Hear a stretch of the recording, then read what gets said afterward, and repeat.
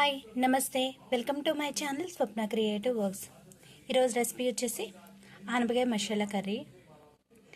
ఎప్పుడూ ఒకేలా వండుకోకుండా ఇలా మసాలా వేసి ఆనపకాయ కర్రీ వండుకొని చూడండి, చాలా టేస్ట్ ఉంటుంది కర్రీ అయితే. దీని ప్రాసెస్ అయితే స్టార్ట్ చేసేద్దాం. ఈ ఆనపకాయ మసాలా కర్రీలో మసాలాకు కావాల్సినవి 2 స్పూన్ల ధనియాలు, 1 స్పూన్ జీలకర్ర, 2 యాలక్కాయలు, ఒక 10 లవంగ మొగ్గలు, చిన్న చెక్క ముక్క. ఇవి వేసేసి కొంచెం ఎర్రగా వేయించుకోవాలి. ఈ మసాలాలు వేపేటప్పుడు స్టవ్ ఎప్పుడు మీడియం ఫ్లేమ్లోనే ఉంచుకోవాలి. ఈ కర్రీలో అయితే మనం కారం యూజ్ చేయమండి. కారానికి బదులు ఎండుమిర్చి చేసుకుంటాం. మనకి ఎంత కారం కావాలో చూసుకొని అన్ని ఎండుమిర్చి చేసుకోవాలి. వీటిని కూడా బాగా ఎర్రగా వేయించుకోవాలి.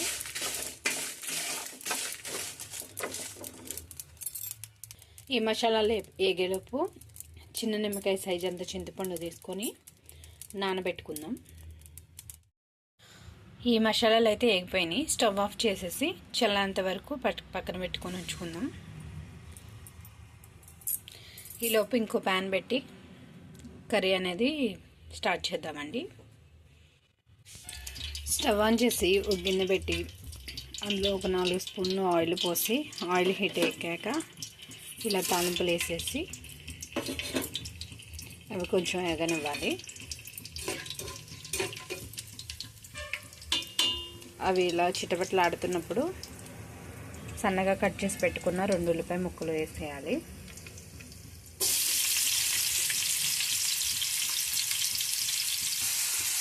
ఈ ఉల్లిపాయ ముక్కలు బాగా వేగనివ్వాలండి.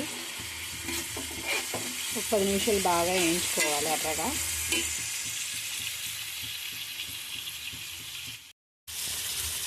ఉల్లిపాయలు బాగా వేగిపోయాక ఇందులో ముందుగా కట్ చేసుకున్న ఆనపకాయ ముక్కలు ఇందులో వేసేద్దాం. వేసేసి ఆయిల్లో ఒకసారి తిప్పుకోవాలి. ఆనపకాయ ముక్కలు కొంచెం పెద్ద సైజు కట్ చేసుకోవాలండి. అప్పుడే ఈ కర్రీ అనేది బాగుంటుంది. చిన్న చిన్నగా కట్ చేస్తే అందులో మెల్ట్ అయిపోతాయి, అంత బాగోదు. ఇలా అయితే కొంచెం ముక్కలుగా కనిపిస్తూ ఉంటాయి. ఇవి కూడా ఒక 10 నిమిషాలు మగ్గనిద్దామండి. 10 నిమిషాల తర్వాత ఇందులో ఒక 1 టీ స్పూన్ పసుపు, రుచికి సరిపడా ఉప్పు వేసి బాగా కలిపేసి మళ్ళీ 10 నిమిషాలు మూత పెట్టి ఉడికించాలి.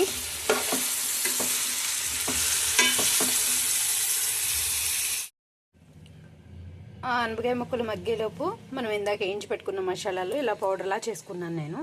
ఇలా మెత్తగా పౌడర్లా చేసుకోవాలి.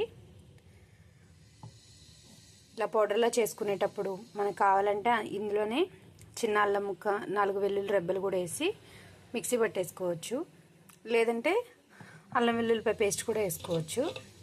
నా దగ్గర అల్లం వెల్లుల్లిపాయ పేస్ట్ ఉంది కాబట్టి నేను ఆ పేస్టే వేస్తున్నాను. స్మెల్ పోకుండా అయితే దీని మూత అనేది క్లోజ్ చేసేస్తాను నేను.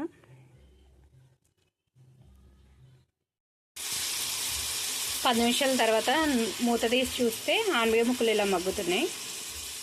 అప్పుడు ఇందులో మనం ముందుగా పౌడర్ చేసి పెట్టుకున్న మసాలాలు, 1 స్పూన్ అల్లం వెల్లుల్లిపాయ పేస్ట్ కూడా వేసి బాగా కలుపుకోవాలి.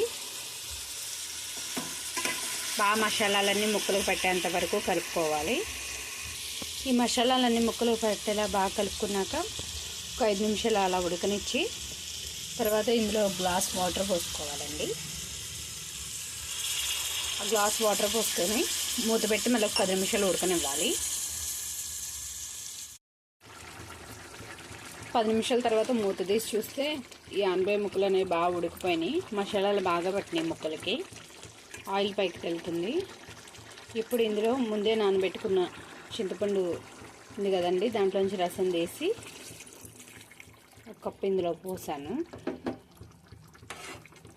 బాగా కలుపుకొని ఈ చింతపండు రసం కూడా ముక్కలకు పట్టేంత వరకు 10 నిమిషాలు ఉడకనివ్వాలి.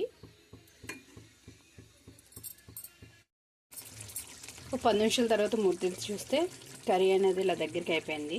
కర్రీ రెడీ అయిపోయిందండి.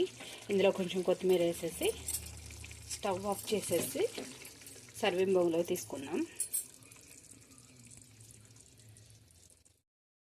సో అంతేనండి, ఎంతో టేస్టీ అయిన ఆనపకాయ మసాలా కర్రీ రెడీ అయిపోయింది. మీరు కూడా ట్రై చేయండి. Please subscribe to my channel. Thanks for watching.